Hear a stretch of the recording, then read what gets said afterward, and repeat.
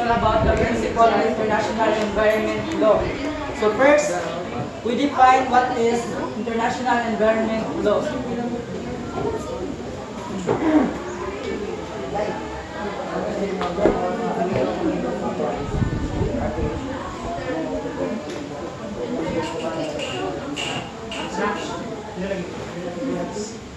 First, we have the objectives. Anyone? Can I read?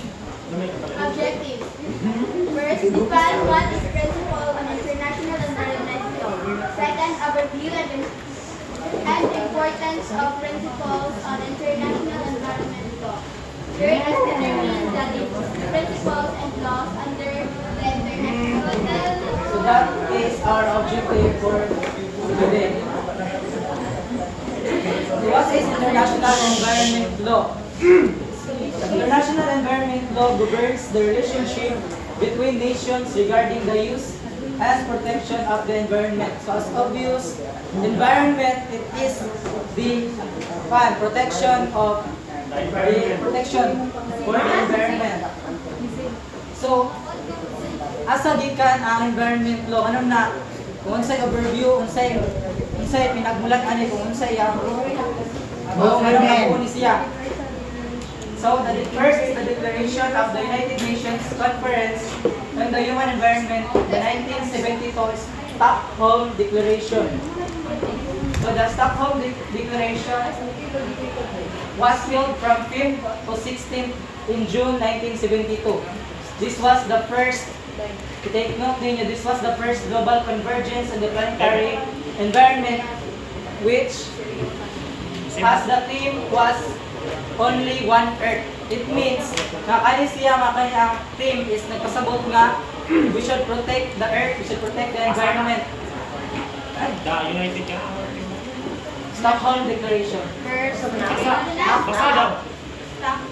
The United Nations Conference on the Human Environment in Stockholm was held from 5th to 16th in June 1972.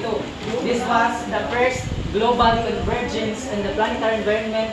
The theme was only one planet. So, i-emphasize sa theme pa lang dahil i-emphasize only one planet, which means all the nations are converged. Matinabangay sila para ma-maintain or ma-keep ang Earth or ang environment nga safety or protected. Yes. Next is the Kyoto Protocol. Itong notes niya. Kyoto Protocol, this was the first time binding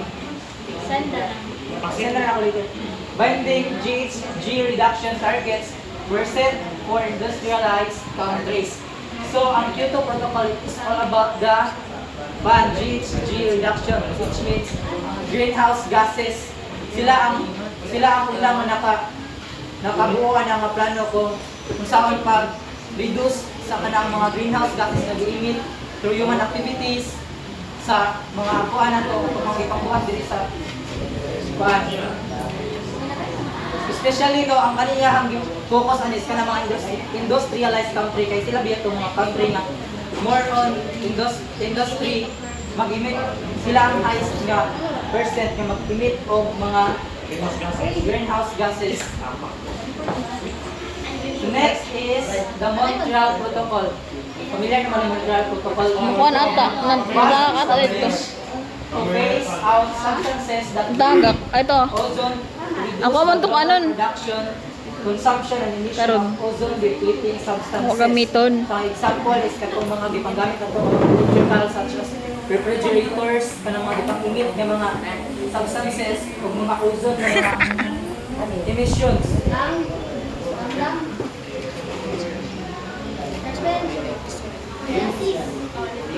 Okay.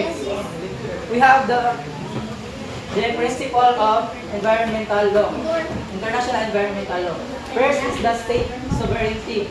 The principle of state sovereignty tells that every state has sovereign rights over its natural resources. It means nga in every state, You're right. na sila yung right to protect or to maintain nga safety or protected ang ilahang natural resources. Next is the common concern. On the other hand, the principle of responsibility tells that no damage should be made to the environment by the state. So naa sa state kung saan nila pag-maintain nga protected ang ilahang natural resources. Mga na isa sa principle sa International Environment Law. Nasabtan na po ninyo? Yes. Next is the duty not to cause environmental harm. Countries have the responsibility to ensure that activities within their jurisdiction or control do not cause damage to the environment of other countries or of areas beyond the limits of national jurisdiction. So this principle, ipakita diri kung unsa ang mga angay sundon para ma-protected ang ato ang natural resources sa isa ka state o ma-protected po ang natural resources sa other nga states. Dili agi pakita ang mga limits, ang mga jurisdiction nga angay sundon para sa niya nga protocol.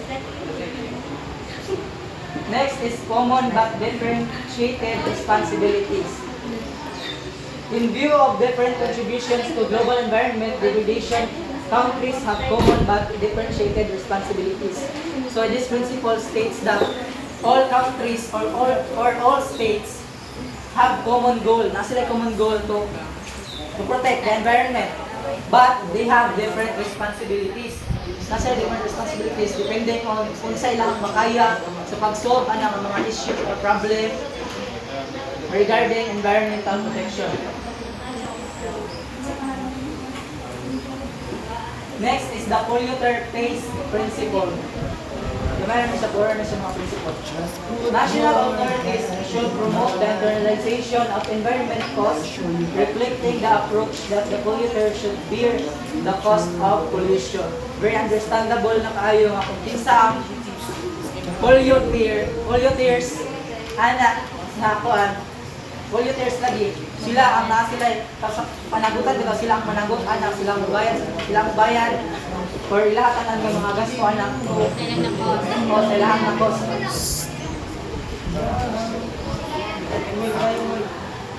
Next, we have the environmental impact assessment.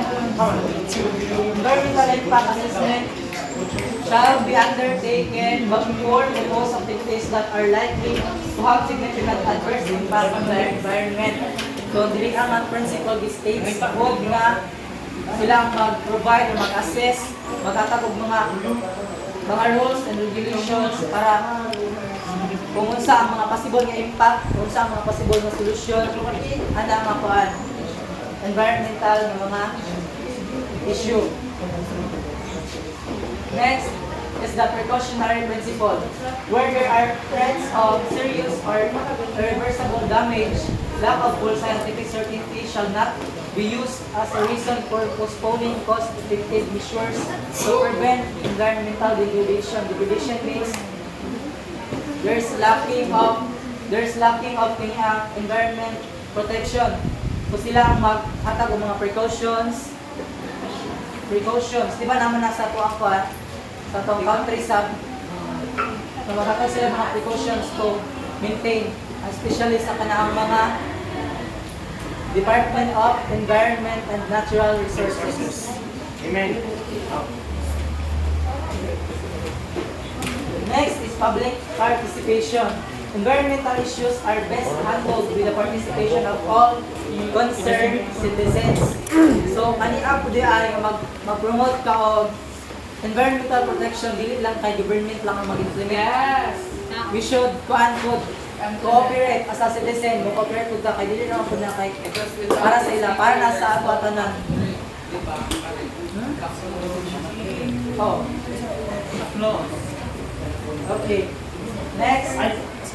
Notification and consultation. Countries shall provide prior and timely notification to and consult with potential affected countries on activities that may have a significant adverse transboundary environmental effect. Kani nga principle is nag-determine sa katong mga naghatag sila o mga adverse kung unsa ang mga effect ana transboundary environment sila maghatag og bunso maghatag sila notification kung sa mga adverse para ana nga mga issue bitaw para malikayan kung naamo gani mitigate ana para ma-reduce. Next is the peaceful resolution of disputes. Countries shall resolve all of their environmental disputes peacefully. Ano yung principle di state nga? Kung kinsa ang mga country or mga states nga naay kanang palabutan sa kanang mga gahatag o kanang mga pandito environment ng mga especially sa pollutants, for example,